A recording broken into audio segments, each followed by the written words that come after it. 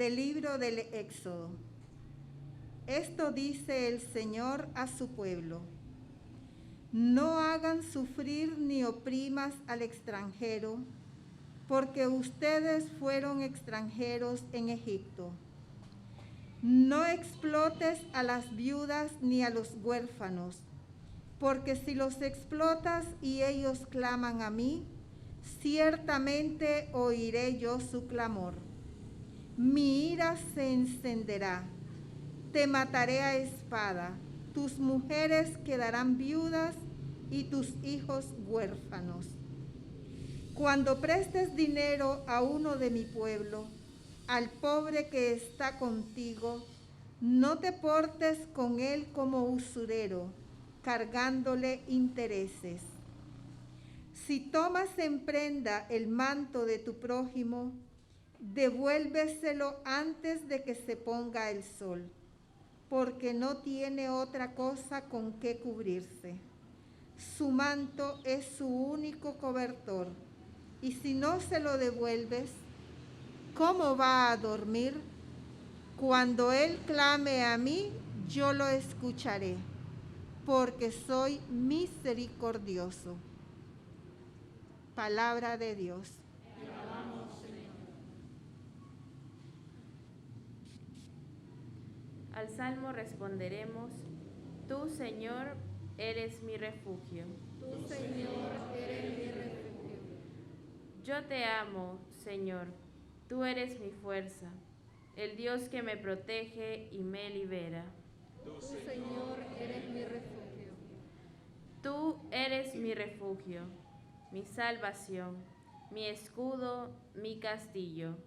Cuando invoqué al Señor de mi esperanza, al punto me libró de mi enemigo. Tú, Señor, eres mi refugio. Bendito seas, Señor, que me proteges, que tú, mi Salvador, seas bendecido. Tú concediste al Rey grandes victorias y mostraste tu amor a tu elegido. Tú, Señor, eres mi refugio. De la primera carta de San Pablo a los tesalonicenses. Hermanos, bien saben cómo hemos actuado entre ustedes para su bien. Ustedes, por su parte, se hicieron imitadores nuestros y del Señor, pues en medio de muchas tribulaciones y con la alegría que da el Espíritu Santo, han aceptado la palabra de Dios en tal forma que han llegado a ser ejemplo para todos los creyentes de Macedonia y Acaya, porque de ustedes partió y se ha difundido la palabra del Señor, y su fe en Dios ha llegado a ser conocida, no solo en Macedonia y Acaya, sino en todas partes, de tal manera que nosotros ya no teníamos necesidad de decir nada, porque ellos mismos cuentan de qué manera tan favorable nos acogieron ustedes y cómo, abandonando los ídolos, se convirtieron al Dios vivo y verdadero para servirlo, esperando que venga desde el cielo su Hijo Jesús, a quien Él resucitó de entre los muertos, y es quien nos libra del castigo venidero. Palabra de Dios. Lectura del Santo Evangelio según San Mateo.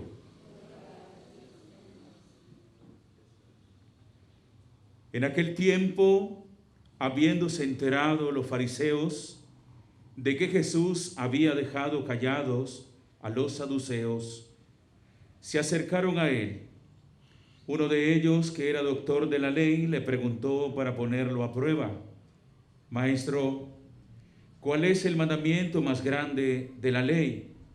Jesús le respondió: amarás al Señor tu Dios con todo tu corazón, con toda tu alma y con toda tu mente.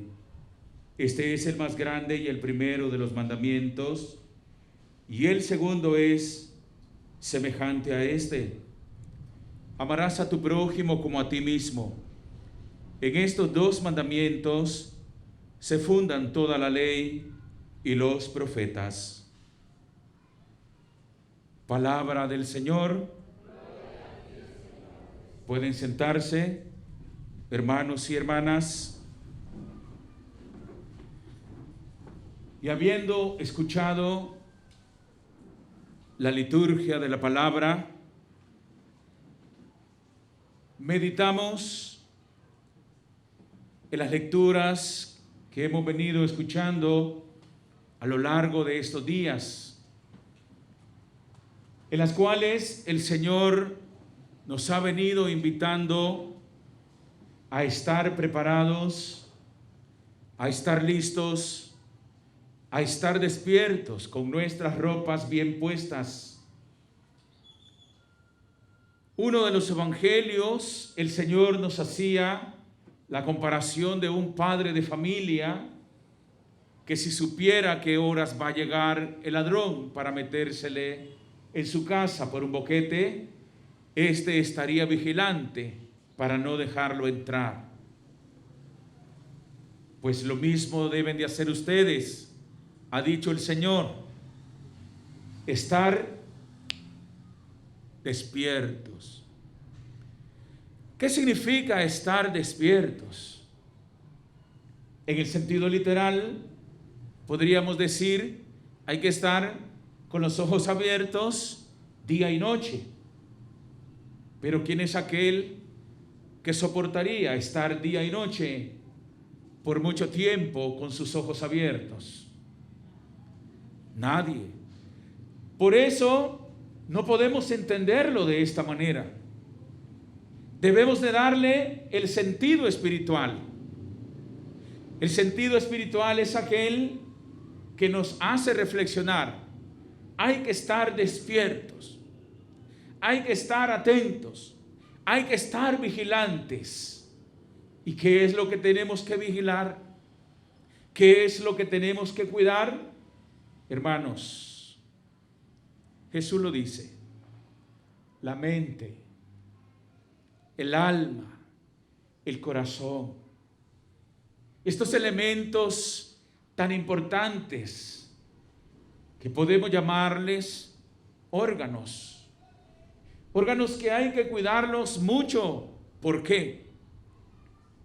Porque son los que le deben de prestar la mayor atención al Señor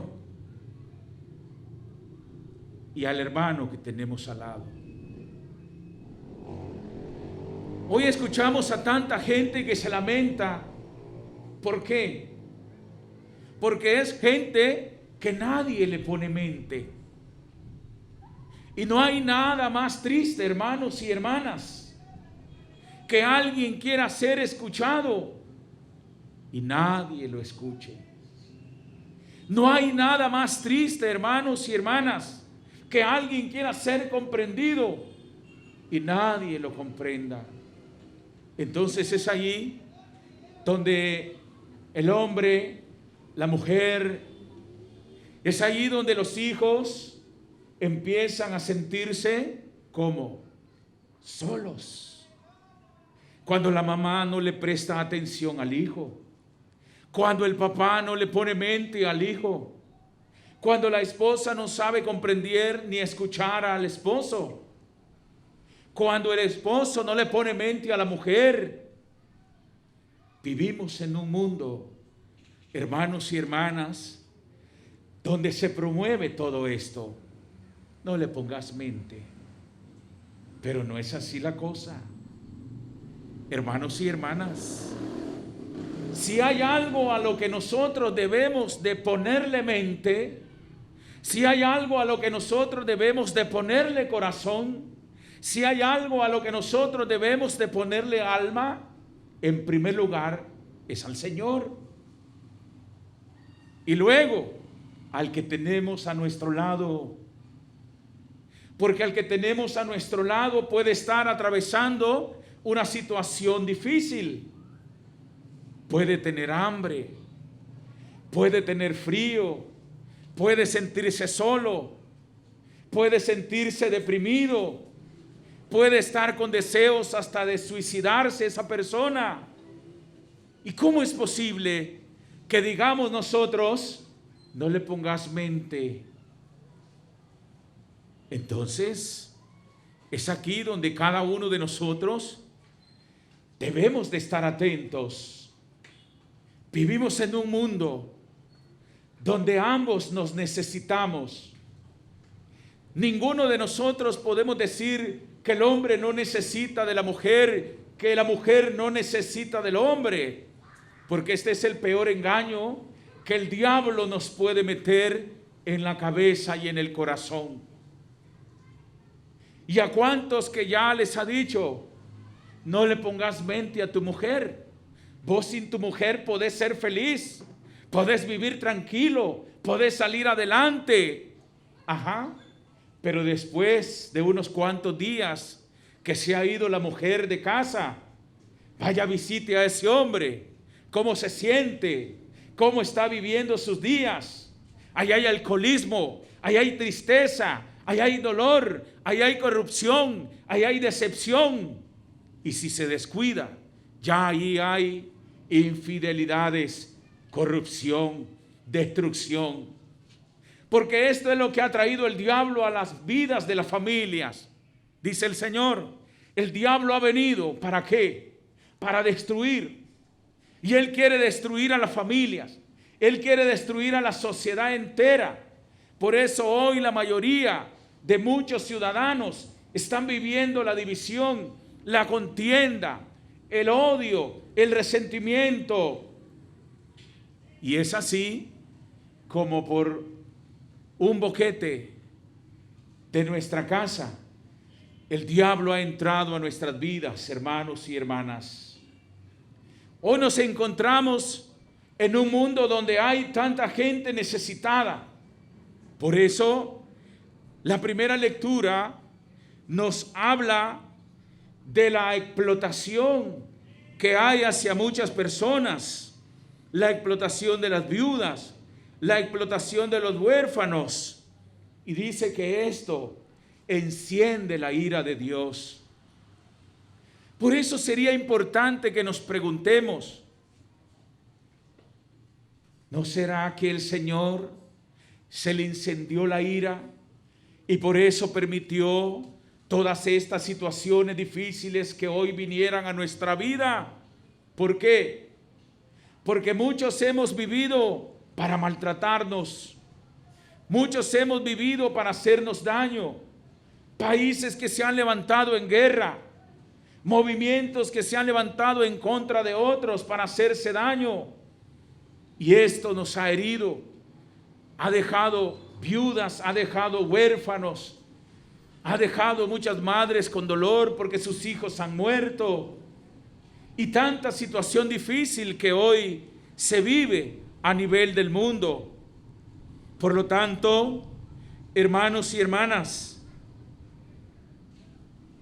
esta primera lectura nos habla de que cómo el Señor puede escuchar la petición de una persona que está siendo maltratada, y entonces el Señor puede encender su ira hacia esas personas que son maltratadoras, hacia esas personas que hacen daño. Por lo tanto, el salmista vendrá a decirnos, tú, Señor, eres mi refugio, porque todo aquel que sufre, todo aquel que pasa momentos difíciles, debe de aprender a refugiarse en el Señor, porque nuestro mejor refugio es el Señor. Es allí donde encontramos consuelo, es ahí donde encontramos la verdadera justicia. Entonces Dios hace justicia, hermanos y hermanas. Y ya en la segunda lectura encontramos a San Pablo que le escribe a la comunidad de los tesalonicenses en su primera carta.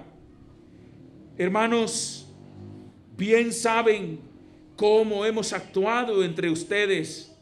¿Para qué? Para su bien. Hermanos y hermanas, el hombre y la mujer que dice que ya conoce a Dios no debe de actuar mal, tampoco debe de actuar mal para otro. Bien saben, dice San Pablo, nosotros les hemos enseñado a ustedes, les hemos dado testimonio, cuál ha sido nuestro actuar, cuál ha sido nuestro proceder. Ustedes han visto cuál ha sido nuestro comportamiento, nuestro testimonio. Hemos actuado, dice San Pablo, ¿para qué? Para bien.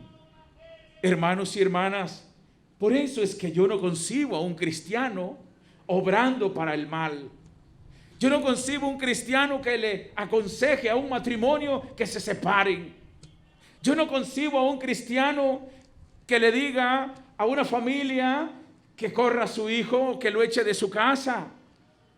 Por eso la iglesia es misericordiosa. Pero debemos de saber interpretar las palabras dentro de la iglesia y en la iglesia. Decía el Papa Francisco, refiriéndose a los homosexuales, que ellos tienen derecho a habitar en su familia, con su familia, en su familia, donde han nacido, donde han crecido. A eso se refiere el Papa. Y si es posible, dice, un código que regule la vida de ellos para que ellos no sean echados de sus familias, para que no sean rechazados ni despreciados. Esta es la misericordia de la iglesia. Pero no, muchos malinterpretaron y dijeron, el Papa aprobó el matrimonio entre hombres y mujeres del mismo sexo. ¿Cuánto nos hace falta escuchar bien? ¿Cuánto nos hace falta aprender a oír, aprender a interpretar la doctrina de la iglesia, las palabras a las cuales nosotros debemos de prestarle atención? Pero la iglesia sigue siendo misericordiosa, porque en la iglesia hay de todo. Nuestra iglesia no es la que dice, es que como usted es borracho, váyase de la iglesia. Es que como usted es homosexual, váyase de la iglesia. Es que como usted fuma, váyase de la iglesia. Es que como usted vive en pecado, váyase de la iglesia. Aquí no hay lugar para usted. No, hermanos. Desde la venida de Jesús, estos mismos escándalos que hoy se daban en aquel entonces. Cuando miraban a Jesús sentado a la par de una prostituta y decían, ¿cómo puede ser este hijo de Dios si se junta con los pecadores? ¿Cómo puede ser este hijo de Dios? Y este era el escándalo que provocaba Jesús. Y estos son los mismos escándalos que sigue provocando hoy la iglesia. ¿Por qué? Porque la iglesia no debe ni puede rechazar al pecador. Porque entonces yo les aseguro que tendríamos que irnos de la iglesia todos detrás del Papa. ¿Por qué? Porque desde el Papa hasta el más chiquito de los cristianos en nuestra iglesia somos pecadores. Y estamos en busca de la misericordia del Señor. Por eso, San Pablo, cuando le escribe a la comunidad de los tesalonicenses, les dice, nosotros les hemos enseñado a ustedes que debemos de obrar, que debemos de actuar, que debemos de proceder para bien de los demás. Dale un aplauso al Señor, hermana.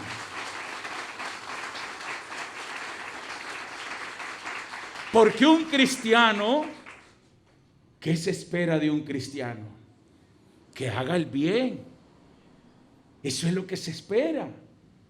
De un cristiano se espera, ¿qué cosa? Amor. De un cristiano se esperan favores.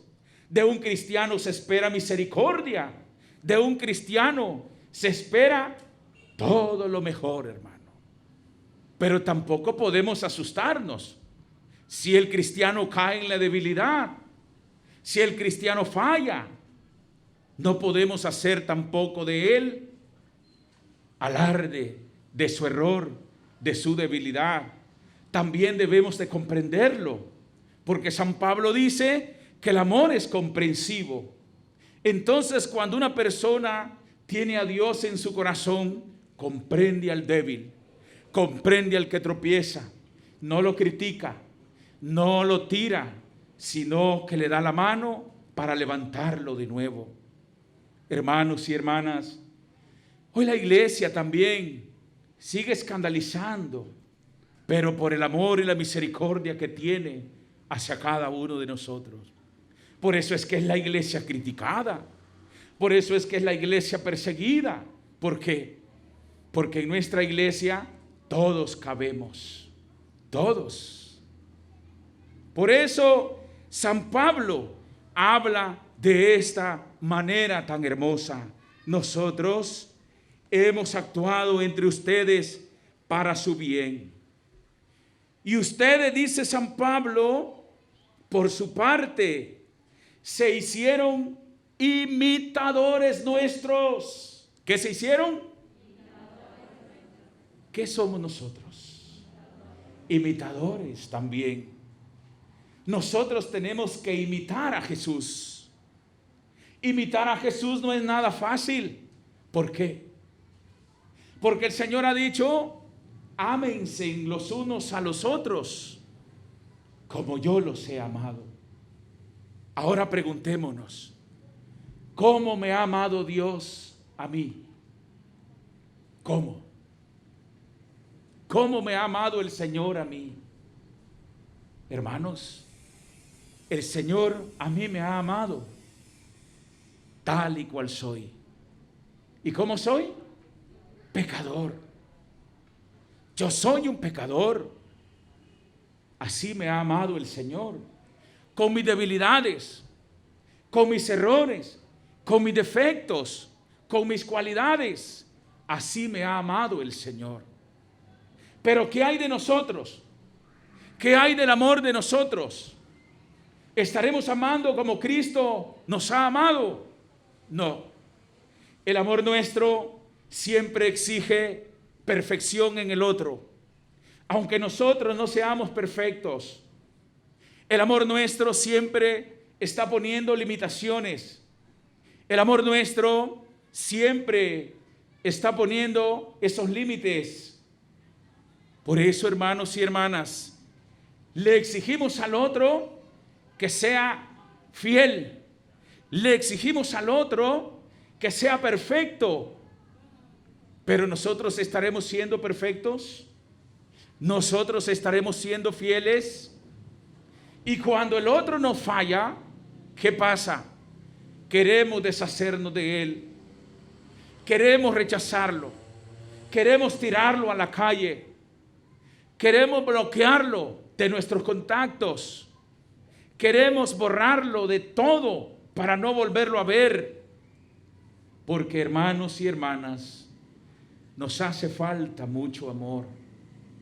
Por eso, estos hombres que se le acercan al Señor, que San Mateo los llama como doctores, son doctores de la ley. Son hombres que sí saben escribir leyes, pero poco las cumplen. Son hombres que sí saben imponer leyes, pero poco las cumplen.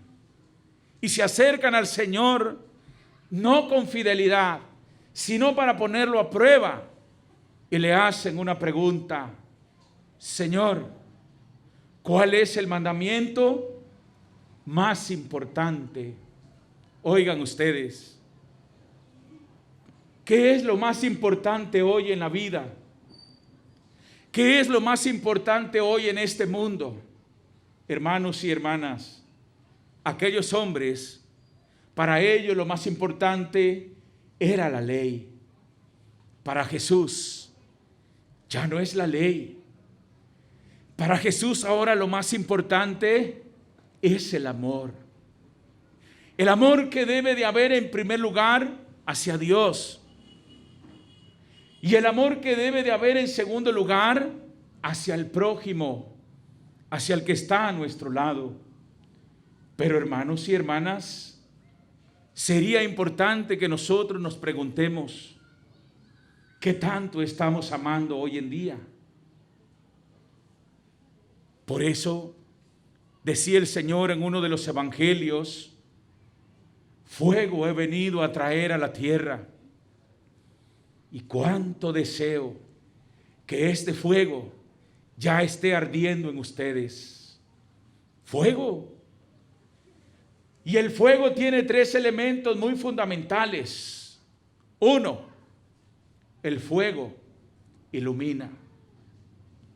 Nuestros antepasados encendían unos hachones y con esto ellos, ¿qué hacían? Se alumbraban. Una de las características del fuego del Espíritu Santo es que ilumina la mente del hombre, ilumina el corazón del hombre, ilumina la mente de la mujer, ilumina el corazón de la mujer, ilumina al que está caminando sobre tinieblas. Por eso es que el Espíritu Santo, a través de su palabra, también nos ilumina. ¿A cuántos que el Espíritu Santo, en su fuego de predicación, nos ha sacado de las tinieblas en las que vivíamos antes? Porque antes eso era lo que vivíamos, tinieblas. Pero nos vino un mensaje, nos vino una predicación, y a través de ahí se nos encendió esa luz en la mente. Así como le llegó al hijo pródigo, dice que a la mente le llegó un pensamiento que no podía venir inspirado más que por el Espíritu Santo. Y de pronto el hijo pródigo empezó a cuestionarlo, ese pensamiento que venía iluminado por el Espíritu. ¿Qué estás haciendo ahí? ¿Por qué estás aquí? ¿Por qué estás haciendo esto? ¿Y a cuántos de nosotros que nos ha venido ese pensamiento? ¿Por qué estoy tomando? ¿Por qué fumo? ¿Por qué estoy siendo infiel? ¿Qué hago con otro hombre que no es mi marido? ¿Qué hago con otra mujer que no es mi esposa? Y luego decimos: no estoy bien aquí. Ya sé qué voy a hacer. Me volveré a mi hogar, me volveré a mi familia, me volveré al Señor y trataré de vivir una vida digna. Como dice San Pablo, hemos sido llamados a vivir una vida digna. Al llamamiento que nos ha hecho el Señor, hermanos y hermanas. Por eso, hoy el Señor nos habla de esto muy hermoso, del amor que debemos de tener a Dios y al prójimo. El fuego también tiene otro elemento. Cuando hace frío, nuestros antepasados encendían ¿qué cosa? Una fogata. Ahí hay fuego. Está encendida la fogata. Y para que el frío se apague, se acabe, ¿qué hacían?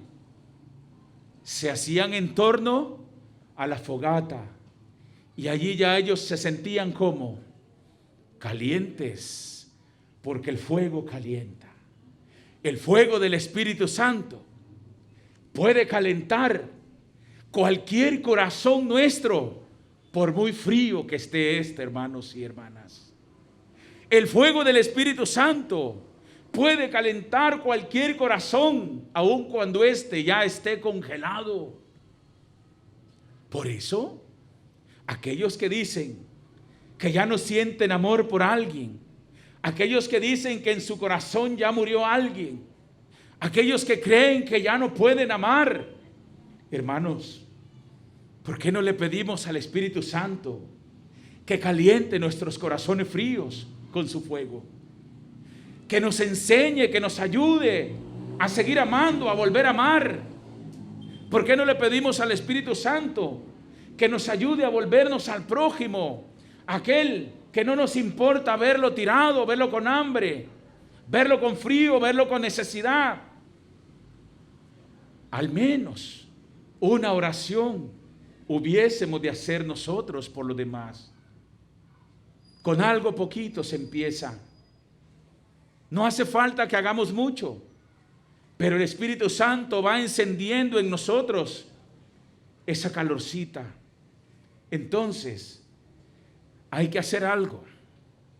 Si una plancha está desconectada, y usted toca la parte plana, ¿cómo está?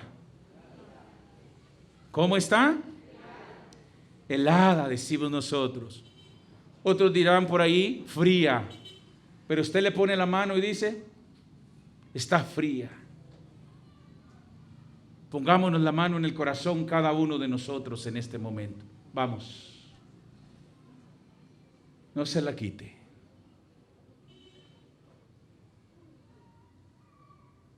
Ahora preguntémonos y respondámonos, ¿cómo está mi corazón?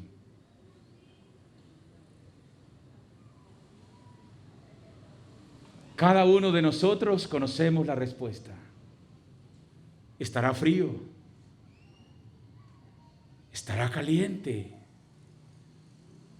Caliente está el corazón que ama, pero que ama de verdad a su prójimo, que ama a Dios, que tiene a Dios en primer lugar.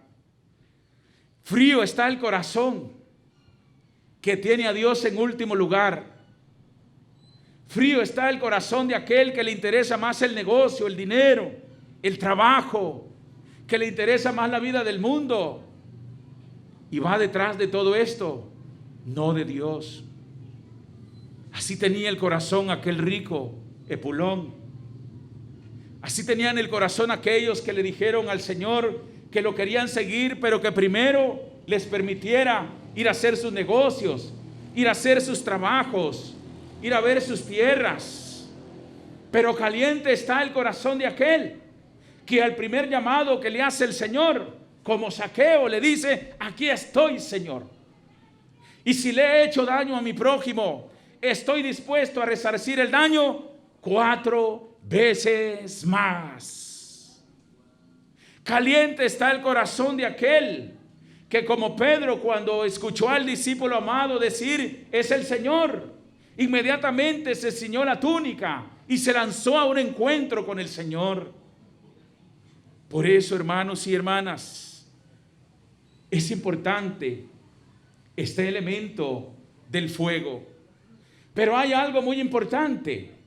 Hay otro elemento del fuego.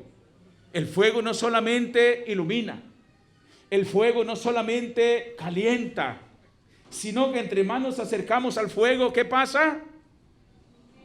¿Qué pasa? No oigo. Quema. ¿Qué pasa? Quema. El fuego quema.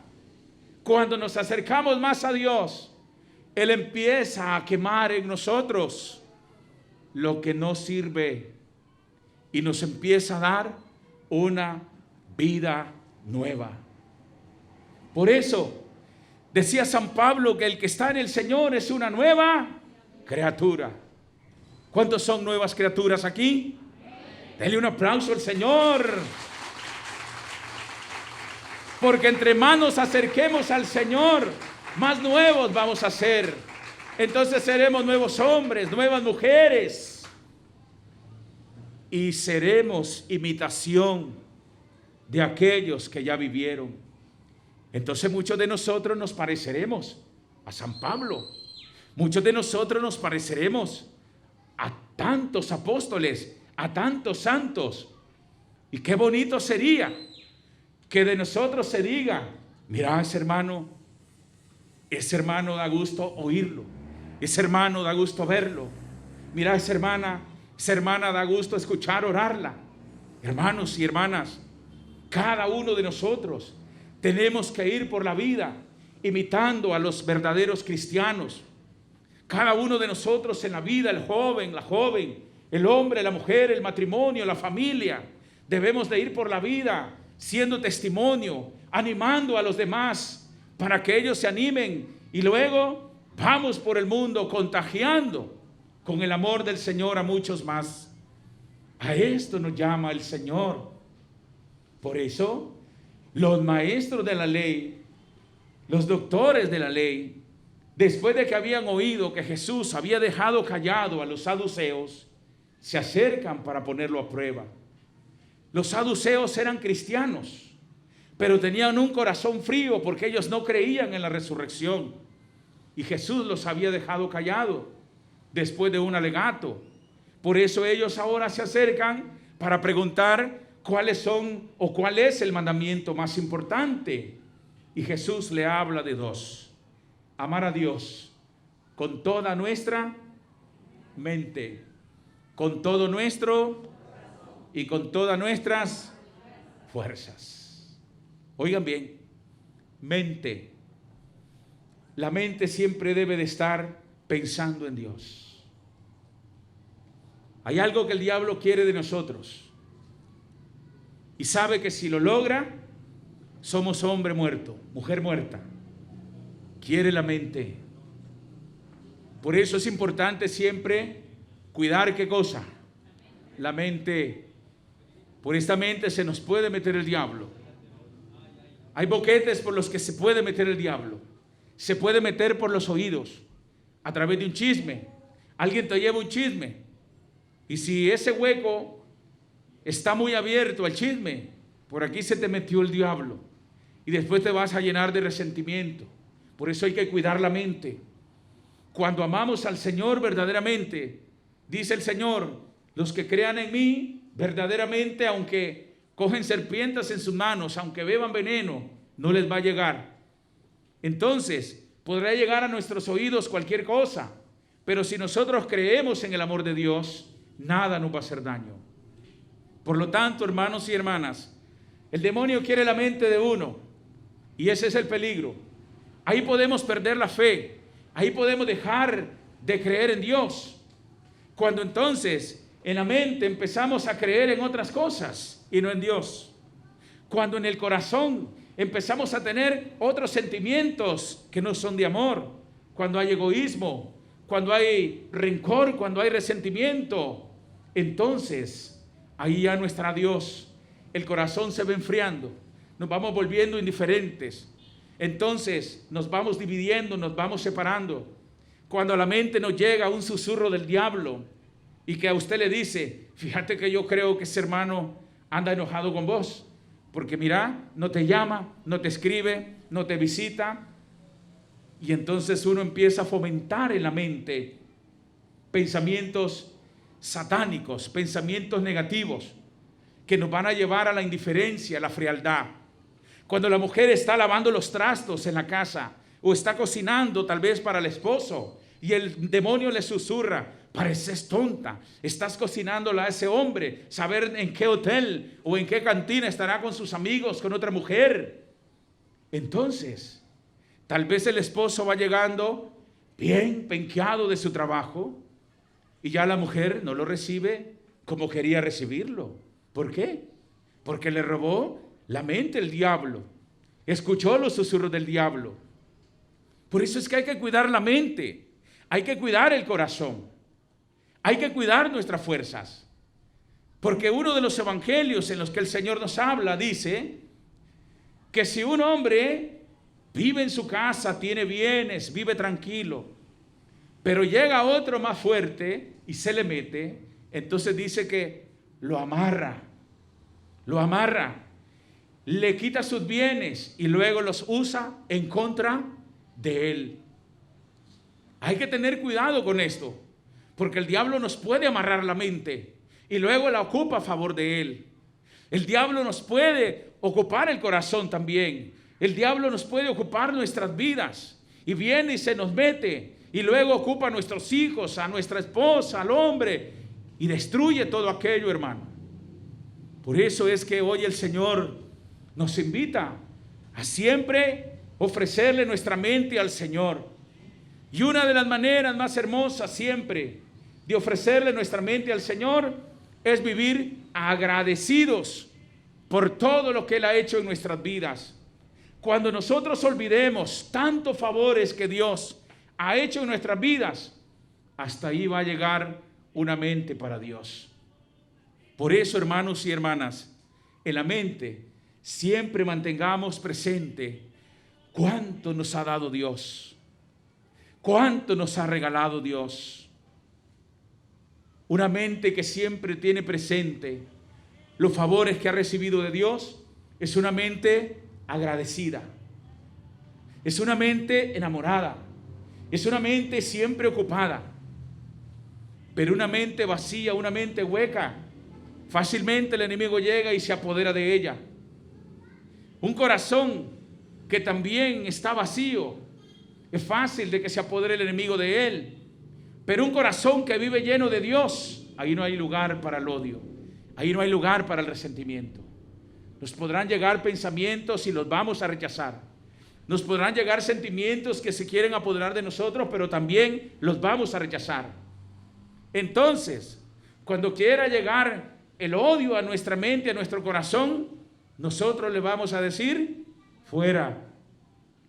Cuando se quiera apoderar de nosotros los celos enfermizos de la mente, del corazón, nosotros le vamos a decir, fuera. Cuando lleguen sentimientos de tristeza, cuando lleguen sentimientos y pensamientos que no vienen de Dios, nosotros le vamos a decir, fuera. Porque no hay lugar para ellos. Aquí vive el Señor.